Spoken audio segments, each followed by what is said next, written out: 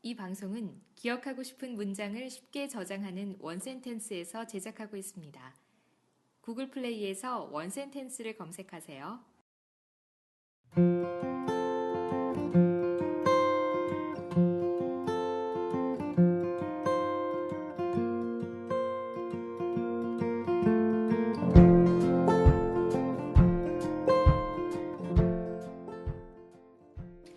지난주에는 혼자 2박 3일로 제주도를 다녀왔는데요. 가는 곳마다 중국 관광객들이 진짜 막 넘쳐나는 거예요.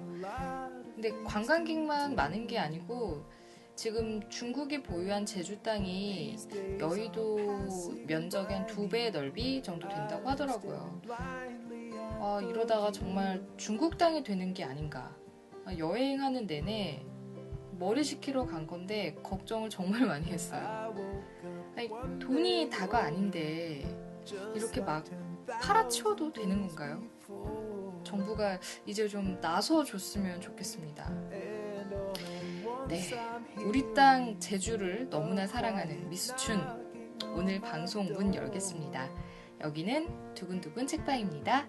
Lost chances, sideways glances. I will let them be without me.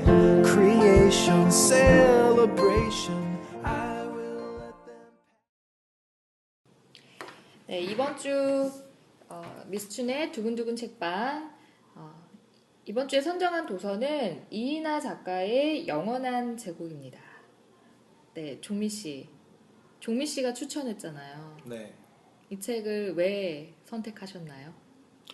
이 책을 선택한 계기는 제가 이거를 지금으로부터 12년 전. 12년 전? 고딩 때? 네, 고딩 때. 고딩 때 이 책이 저희 반 그 뒤에 보면 조그만 책장이 있었어요. 학급 문고? 네, 그런 게 있었는데 거기 이 책이 있더라고요. 그래서 이게 뭐지? 하고 이렇게 봤는데 의외로 되게 재미가 있어서 정말 빨리 읽었던 책이었거든요. 빨리 읽히던 책이었어요, 이게? 네, 그 당시에는 빨리 읽혔습니다. 아는 게 많았군요, 그때는. 그리고 이 책이 특히 재밌었던 게 저는 그때 국사 공부를 했었거든요. 선택 과목.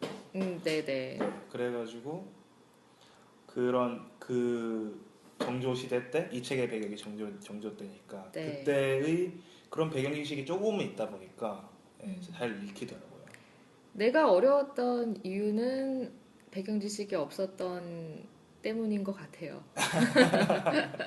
네, 그러면 본격적으로 책에 대해서 이야기하기 전에 우리 이인화 작가에 대해서 얘기를 좀 해볼게요. 종민 씨. 네. 어떤 작가인가요, 이인화 작가? 네. 이인하 작가는 고향은 경상북도 안동입니다. 네. 네, 저와 동양입니다. 네. 매우 좋은 동네를 내가 살았죠. 그리고 서울대학교 국어국문학과를 졸업하시고요. 네. 1993년에 27살의 나이로 이 책, 영원한 제국이라는 책을 발표를 하게 되고, 그리고 매우 선풍적인 인기를 얻어서 거의 100만 부 이상 네, 베스트셀러라고 네, 알려져 있는데도 저희는 잘 몰랐지만 옛날 책이다 보니까 잘 볼 수 있죠. 그리고 이 책이 워낙 인기가 많아지다 보니까 2년 뒤에 바로 영화화가 됐어요. 조재현 씨, 안성기 씨, 그리고 김혜수 씨도 나온 동일한 제목으로 영화가 됐던 거죠? 네, 그렇죠. 그리고 이인하 작가의 다른 소설로는 시인의 별, 인간의 길, 초원의 향기라는 책들이 있습니다. 아직 다 읽어보지는 못했는데 이 영원한 제국을 읽고 나니까 작가에 대한 호기심이 좀 생기긴 했어요. 네, 저도. 네, 그렇습니다. 엄청 천재적인 작가라는 생각이 들었어요. 이분의 이 방대한 역사 지식에. 그렇죠. 27살에. 네, 27에 이 책을 썼다는 것 자체가 정말 대단하다라는 생각을 저뿐만 아니라 많은 문인들이 했더라고요. 그렇죠. 네, 나중에 또 한 번씩 다 읽어보고 다음 편에서 또 다른 작품을 한번 다뤄봐도 좋을 것 같아요. 네. 근데 이 책이 쓰여진 계기가 되게 독특하더라고요. 이인하 작가가 일본에서 유학 중일 때? 유학 중인 거죠? 그렇죠. 네. 그렇죠. 고서를 하나 발견을 하게 됩니다. 동양문고라는 곳에서 아주 구석진 곳에 너덜너덜해진 아주 낡은 책을 하나 발견하게 되는데 그 안의 내용들이 기가 막혔던 거죠. 그렇죠. 뭐에 대한 내용이었죠? 어, 그 안에 있는 내용은? 그 내용이 정조가 독사를 당했다. 네, 아직까지도 밝혀진 건 아니지만 아주 유력한 정설로 남아있는 정조의 독살설에 관한 내용이 있고요. 그 책이 훼손이 되면서 중간에 또 뭐 사라지고 일부 내용들이 그렇죠. 그리고 이 인물 자체가 그 취성록을 기록하고 있는 인물 자체가 실존한 인물인가 아닌가에 대해서 밝혀진 바가 없기 때문에 내용은 너무 재밌는데 이거를 역사적 사실로 추정할 수는 없고 그러기엔 또 정황이 또 불충분하고 그래서 이 작가가 그러면 이걸로 소설을 만들어 보자 해서 쓰여진 게 바로 이 영원한 제국입니다. 그렇죠? 네, 그렇습니다. 네. 자, 거의 뭐 팩션이라는 장르를 만들어냈다라고까지 평가를 받는 책인데요. 그렇죠. 네, 이 독특한 계기로 쓰여진 이 소설 어떤 줄거리를 갖고 있는 소설인가요? 네.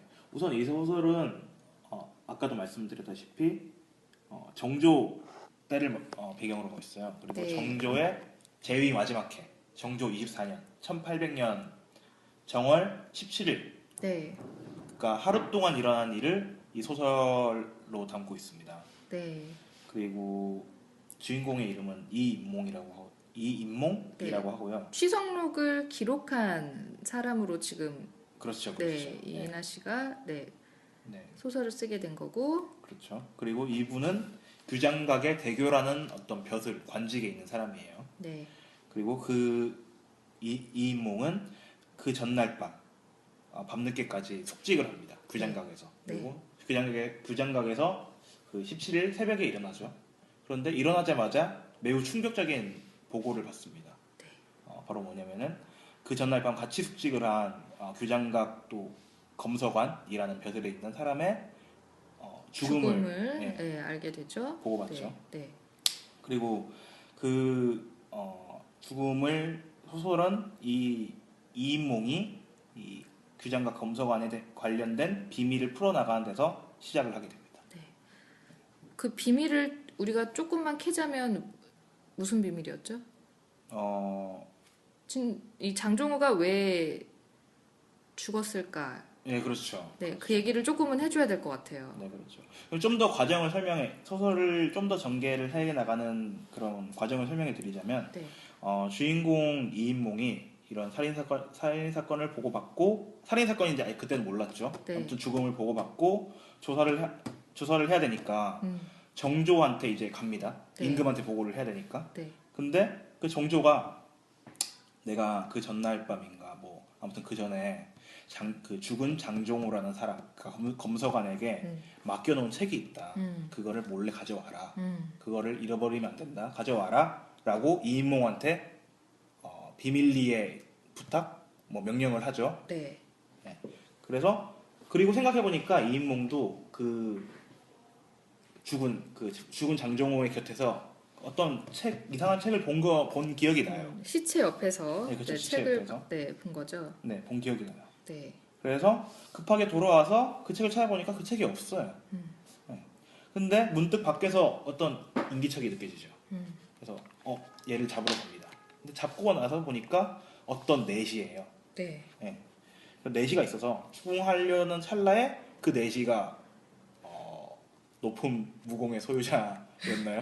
그래서 막 그 이인몽을 기절시키고 도망을 치죠. 그럼 그 내시가 그 책을 들고 튄 건가요? 네, 그런 셈이죠. 네, 그런 셈이죠. 그리고 이인몽이 그 기절을 했잖아요. 네. 그 정신을 차리고 그 내시를 또 찾으려고 보니까 네, 그 내시가 벌써 내시 대장, 내시감이라고 하는데 내시감에 의해서 처형이 됐대요. 벌써. 아 그걸 들고 튄 내시가 예, 그러니까 그 제목이 뭐냐고 물어보니까 그 내시가 원래부터 자리를 자주 비웠었다. 예, 그래서 기강을 바로잡기 위해 처형을 했다 본보기로. 이런 얘기를 듣게 되죠. 그러니까 그 이인몽이 딱 그때 아, 이거 뭔가 더 큰 힘에 의해서 돌아가고 있구나, 이 사건이. 라는 걸 느끼게 됩니다. 그와 동시에 또 다른 사건이 또 벌어지죠. 네. 이인몽이 정조를 그 만나러 갈 때, 네. 그때 자기 부하를 시켜가지고 그 당시 형조 참의로 있던 정약용을 데리러 오라 그래요. 그러니까 사건 해결을 해야 되니까. 네. 그런데 그 부하가 정약용을 만나러 형조로 갑니다. 네. 근데 가보니까 갑자기 정약용이 어떤 죄수 2명을 급하게 들쳐업고 막 나오고 있어요. 그리고 그 부하도 정약용을 도와가지고 그 죄수 관병을 하고 이렇게 막 도와주고 있는데, 알고 보니까 그 죄수 중에 한 명이 네. 그 남자죠. 남자가 남인 세력의 그 우두머리라고 할 수 있는 최이숙이라는 인물이에요. 네. 네. 네. 그리고 이 최이숙이 왜 잡혀왔는지 알고 보니까 이 최이숙이랑 그 최이숙과 동행한 여자, 그러니까 죄수 2명이라고 있잖아요. 그 2명이 그 서학, 네. 그러니까 그때 지금으로 치면 카톨릭을 네. 믿고 있다는 그 모함을 받은 거예요. 네. 그래서 잡혀왔죠. 3일 전에. 그리고 간병하는 도중에 최이숙이 죽게 됩니다. 네. 그런데 죽으면서 최이숙이 이인몽의 이 부하한테 어떤 매우 중요한 말을 전하고 죽습니다. 어떤 말을 전하나요? 뭐 자세한 건 책을 읽어보시면 나오겠지만, 네. 거기에 선대왕의 금등지사를 뭐 전달해야 된다, 뭐 이런 말을 남기고 죽죠. 선대왕의 금등지사를 전달해야 된다. 네. 자, 그러면 지금 스토리를 조금 정리를 해보자면 네. 이인몽이 갑작스런 검서관의 죽음을 알게 되고, 그렇죠. 그 죽음이 왜 이런 일이 벌어졌는지를 우선은 파헤쳐야 되는데, 본인은 정조한테 그거를 보고하려고 가고, 그리고 동시에 정약용을 불러서 이 살인인지 사실 뭐 타살인지 자살인지 모르겠는 이 죽음의 원인을 네. 정약용에게 묻고 싶었던 거죠. 네, 그렇죠. 네. 근데 지금 방금 말씀하셨던 그 정약용이 들쳐업고 나왔었던 죄수 중에 한 명이 네. 남인 세력의 우두머리라고 했나요? 네, 맞습니다. 네, 그 사람이 선대왕의 금등지사를 정조에게 전달해야 된다라는 메시지를 남기고 죽은 거죠. 네, 맞습니다. 네. 그래서 이제 그 금등지사를 둘러싸고 계속 벌어지는 일종의 추리극이 되겠네요. 네, 추리 맞습니다. 내용이 되겠습니다. 사실은 이게 이렇게 저는 읽으면서 한 번에 스토리가 쫙 들어오지 않았는데, 그 이유가 역사적인 배경을 전혀 모르는 상태에서 이 책을 읽으신 분들은 좀 어려울 것 같아요. 네네, 맞아요. 그래서 좀 우선 금등지사가 뭔지도 네. 모르겠고, 정말 역사 속에 있었던 말인 건지 아닌 건지도 모르겠고, 그리고 왜 남인 세력과 뭐 그 뒤에 나오는 노론, 이런 대립 구도 이런 것도 어느 정도는 알아야 좀 재밌게 읽을 것 같아서 네. 우리가 좀 짚고 넘어가야 되는 배경이 있다면, 역사적 배경이 있다면 뭘 좀 말씀을 드려야 될까요? 우선 조선의 붕당 정치에 대해서 설명해 드리고 싶어요. 소설 전반적으로 작용을 가장 많이 하고 있는 배경 지식이죠. 그렇죠. 가장 큰 갈등 축이라고 할 수 있죠. 네. 정조 때 조선의 붕당 정치는 매우 유명해가지고 다들 아실 거예요. 네. 하지만 정조 때에 특히 들어서 설명을 드리자면, 정조 때에는 노론 벽파와 네. 남인의 대립 그 구도가 가장 큰 축이었다고 볼 수 있을 것 같아요. 네. 노론은 주자에게 입각해서 권력을 좀 분산시키고 재상 위주의, 재상 중심의 재상이 전국을 주도하는 신권 정치를 신권 정치. 네. 주장하죠. 반면에 남인은 어떤 강력한 왕권을 구축해서 왕위 개혁을 주도하는 왕도 정치를 주장합니다. 정조는 어느 입장에 있었던 거예요? 네, 정조는 남인의 입장에 있었죠. 네. 강력한 왕권을 바탕으로 그 개혁을 하려고 하는 네. 그런 입장이었죠. 네. 그러니까 지금으로 치면은 노론은 조금 보수 집권층, 남인은 개혁파 정도로 보시면 될 것 같아요. 네. 그리고 방금 말씀드렸다시피 정조는 강력한 왕권을 기반으로 개혁을 주도하려고 한 왕이었어요. 네. 그리고 이 정조의 이런 생각은 남인들의 그런 사상과 일치하는 바가 있었죠. 네. 그래서 남인을 포섭해서 같이 가려고 했었습니다. 네. 그리고 정조가 이상적으로 생각했던 나라가 주나라인데 소설의 제목이 영원한 제국이잖아요. 네. 이 영원한 제국은 정조가 이상국가라고 생각했던 주나라를 주나라. 의미하고 있습니다. 네, 붕당 정치에 대한 설명은 여기까지 하고요. 네. 그러면은 좀 금등지사라는 것에 대해서 설명을 해주셔야 될 것 같은데. 네. 금등지사가 뭐 어떻게 시작된 거죠? 금등지사는 주나라 때 나온 건데요. 이 주나라가 은나라를 멸망시키고 나라를 세울 때 개국공신으로 무왕의 동생 주공의 역할을 굉장히 크게 했어요. 그러다 보니까 주공 말고 다른 형제들이 이제 주공의 어떤 커지는 세력에 대해서 불안한 게 있었는데 시기가 되다 보니까 왕세자를 밀어내고 주공이 이제 본인이 왕권을 잡으려고 한다라는 말을 퍼뜨려서 결국은 주공이 사직을 하죠, 그냥. 자기의 어떤 그렇죠. 섭정하고 있었던 상황에서 사직을 하고 떠납니다. 근데 이제 그때 당시에는 어떤 특별한 일들이 있을 때 나라에 천재재비원이 있거나 그 이유를 알리려고 할 때 그 금등 안에 그런 어떤 역사적인 사실들을 써놓는 게 있었는데요. 네, 그때 그게 책에 나오는 건가요? 네 책에 나오는데 제가 지금 찾아보고 있었어요. 미리 찾아보셔야 되는 거 아닌가요? 죄송합니다. 어쨌든 그 금등지사가 밝혀지면서 주공이 다시 그 복권이 되는 사건이 있었습니다. 그래서 지금 이 책의 소설에 등장하는 선대악마의 금등지사는 이 주공이 남긴 주공의 금등지사처럼 영조가 남긴 거죠. 네, 그렇죠. 네. 영조는 뭐가 억울했을까요? 영조는 그 자신의 아들 사도세자를 뒤주에 갇히게 해서 죽이잖아요. 네. 근데 이 사도세자는 정조의 또 아버지이기도 하고. 네. 그런데 이 죽이게 된 과정이 이 책에서는 그렇게 설명을 해요. 영조가 어떤 노론 세력의 그 계략 혹은 모함, 음모에 빠져서 이간질에 빠져서 자기 아들을 죽이게 된다. 그리고 영조가 나중에 그거를 깨닫게 되죠. 진실을. 그러면서 너무 억울해서 금등지사를 남기게 된다는 게 소설의 내용이죠. 네, 그게 밝혀지면 노론 세력들은 처단을 당할 수 있는 그렇죠. 위기에 놓여 있기 때문에 그렇죠. 그 책을 누가 먼저 찾아내냐. 그렇죠. 네, 그런 걸 큰 줄거리로 쓰여진 추리 소설인 거죠. 그렇죠. 네. 네, 그럼 종민 씨는 이 책을 읽고 나서 네. 어떤 생각이 좀 들었어요? 저는 이 책을 읽으면서 여기는 아까도 말씀드렸다시피 갈등의 가장 큰 축이 남인과 그 노론의 대립이잖아요. 네. 그러면서 지금 현재 우리 한국 사회에서 그 보수와 진보 측의 네. 그런 대립을 좀 네. 떠올렸어요. 네. 그리고 그들과 비슷하게 지금 현재와 비슷하게 그들 또한 그 남인과 노론 또한 자신만의 어떤 뚜렷한 이상이 있고 그게 옳다고 생각을 하고 있죠.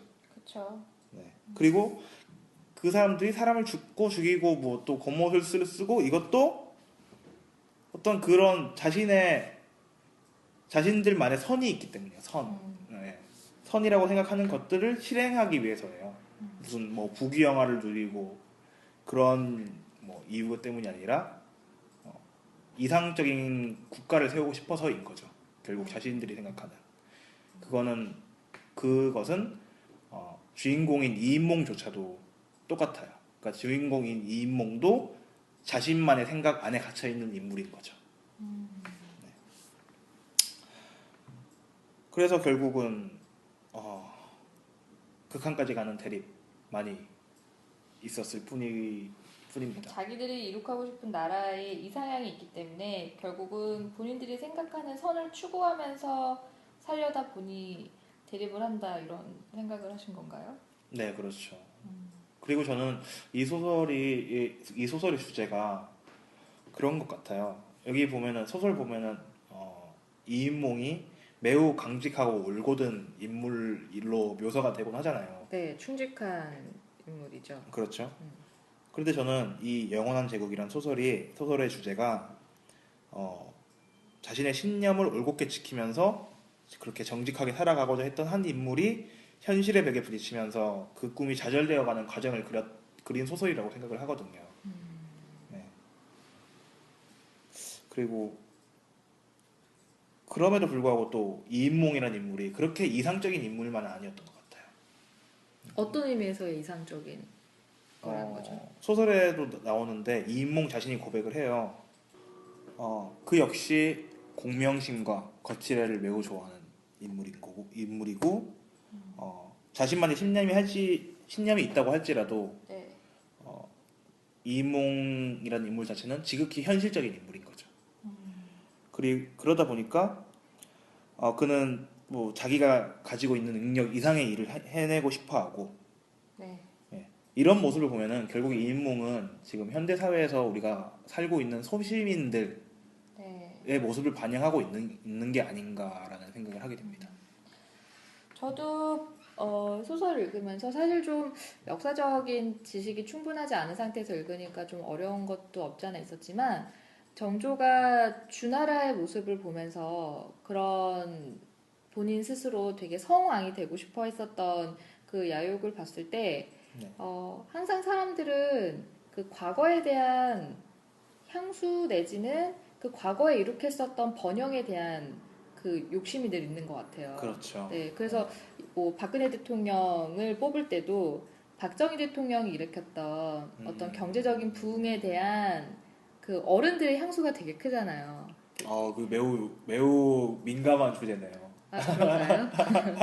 네. 그러니까 배고팠던 시절을 견디게 해준 대통령의 딸이기 때문에 거기서 느끼는, 물론 저희 엄마도 되게 연민을 많이 느껴 하더라고요. 그리고 그렇죠, 그렇죠. 뭔가 그 박근혜가 박정희 대통령이 박근혜라고 하면 안 되는구나. 박근혜 대통령이 그렇죠. 박정희 대통령만큼이나 어떤 우리나라의 지금 경제적인 어려움을 많이 타개해 줄 수 있을 것이다 라는 기대감 같은 것들도 갖게 했던 것 같고, 네. 그래서 정조도 왕권을 강화하면서 본인이 주나라가 일으켰었던 그 어떤 주나라의 모습을 본인 스스로도 어떤 그런 제국을 만들 수 있을 거란 어떤 기대감이 있지 않았을까. 네, 그렇게 생각해 볼 수도 있겠네요. 네, 네. 생각을 해봤습니다. 근데 뭐라 그럴까, 이 책 어떤 사람들이 읽으면 되게 재밌게 읽을 것 같아요? 저는 고등학생들 고등학생들, 국사를 종민 선택과목으로 씨의 과거의 모습처럼 그렇죠. 그렇게 학급문고에서 그렇죠. 스스로 알아서 뽑아서. 그때는 저도 재밌게 읽었으니까 네. 아마 그때 저 같은 아이들은 재밌게 읽지 않을까요? 그러니까 역사라는 소재를 굉장히 흥미있어 하시는 분들은 정말 재밌게 읽을 것 같고, 뭐 그런 부분에 대해서 학습이 필요하신 분들도 역사를 공부하는 어떤 좋은 계기가 되지 않을까. 이 책을 그렇죠. 네. 소설로서 접하면서도 역사적인 배경들을 알고 가면 훨씬 재밌게 읽을 수 있는 책이라는 생각이 들었어요. 그리고 우리가 이 얘기를 꼭 해줘야 될 것 같은 게, 이제 앞에서 소설이 쓰여진 계기라든지 뭐 여러 가지 사건들을 설명했었던 것들 중에 나중에 이 책을 다 읽으시면 우리가 얘기했던 것과 다른, 네. 네, 하나의 반전이 있죠. 있어요. 네네. 네. 그거를 염두에 두시지 않으면 우리가 이상한 소리를 한 방송이 되는 거잖아요. 그렇죠. 저는 그 마지막에 작가의 말이 나오잖아요. 그래서 네네. 거기서 그 반전을 알고 네. 정말 깜짝 놀랐어요. 네. 네, 그거는 직접 읽으시고, 네. 읽고, 이거구나. 네. 네, 깨달으셨으면 좋겠습니다. 네. 그리고 저 한마디 더 해도 되나요? 네. 누구에게 권하고 싶냐고 아까 여쭤보셨잖아요. 네. 저는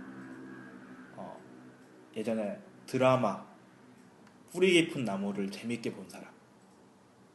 뿌리 들에게 깊은 권하고 나무의 배경은 정조 때가 아니지 않아요? 싶다. 세종대왕 네. 때죠. 그런데 좀 작품의 플롯이 좀 비슷한 것 같아요. 궁궐 안에서 일어나는 살인 사건이라든가. 보질 않아서 몰라요. 네.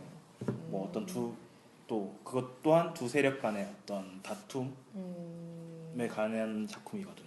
그리고 저도 뭐 권하는 거는 아니지만 뭐라 그럴까, 이 책 읽으면서 이제 방송을 준비해야 되니까 좀 그래도 좀 풍부하게 좀 알고 가야겠다 싶어서 이렇게 막 이것저것 찾아봤어요. 네. 근데 어떤 역사적인 관점에서 선왕들의 업적 같은 거, 늘 국사 시간에는 늘 그런 식의 공부를 했었다면, 네. 왕들 개인의 개인사나, 그 안에 있었던 정말 인간적인 사건들, 이런 게 다 이제 연류가 되어 있으니까, 그런 거를 알아가는 재미도 되게 쏠쏠했던 것 같아요. 그렇죠. 네. 그래서 좀 왕을 꼭 왕으로서만 보는 게 아니라, 왕도 다 인간이잖아요. 그렇죠. 네. 매우 고증이 잘 돼 있는 소설인 것 같아요. 읽어보니까. 네.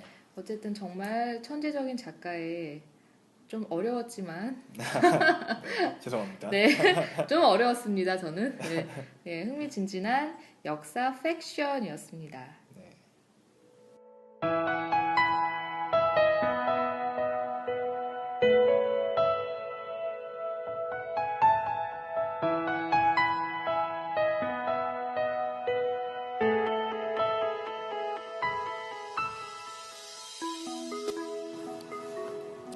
오늘의 원센텐스는 소설 영원한 제국에 등장하는 정약용의 한마디입니다.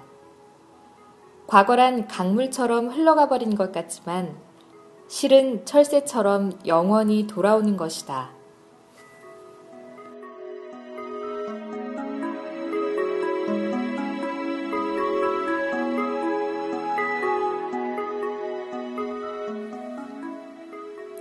출간 직후 곧바로 베스트셀러 반열에 올랐을 만큼의 대중성과 꾸준히 문인들의 호평을 받는 작품성, 이 모두를 지닌 영원한 제국이었습니다. 더디 읽든 쉬이 읽든 그 시간이 결코 아깝지는 않을 거예요. 아깝지 않은 그런 작품이란 데에는 이견이 없는 것 같습니다. 그런데 제가 정말 인상적으로 다가왔던 것 중에 하나가요. 이 작가의 프롤로그에서 밝힌 감회였는데요. 이인하 작가가 이 소설을 창작하면서 그 과정이 너무 외로웠대요. 그런데 이 글을 쓰면서 어느 순간에는 이 소설 속의 주인공을 통해서 자기 자신의 모습을 발견하더라고요. 그리고는 그 고단했던 과정을 통해서 이런 명언을 남겼어요. 세상에는 분명 운명보다 더 강한 것이 있다. 그것은 자기의 인생을 냉정하게 바라보며 동요하지 않고 운명을 짊어지려는 용기일 것이다.